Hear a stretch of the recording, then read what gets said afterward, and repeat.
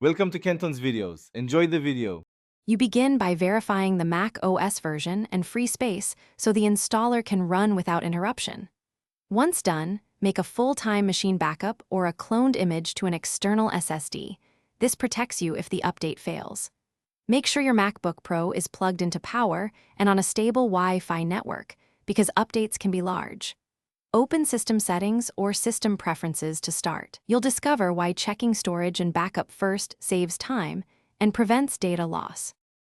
You'll see the Update or Upgrade option in Software Update. Click it to download. While it downloads, check for third-party kernel extensions or security tools. Disable them temporarily if the installer flags compatibility issues. Once downloaded, choose Install and follow on-screen prompts. You may be asked to enter your admin password.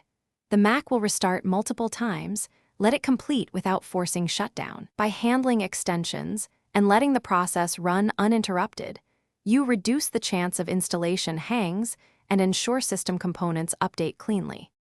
After installation, confirm the new Mac OS version in About This Mac and open critical apps to verify compatibility. Update those apps if needed.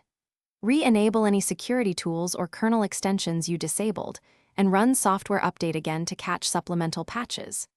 If your Mac behaves oddly, kernel panics, apps crashing, boot into safe mode to isolate the issue, and consider resetting NVRAM or the SMC if hardware features misbehave. These steps resolve most post-update problems and explain why a staged restart and app checks matter.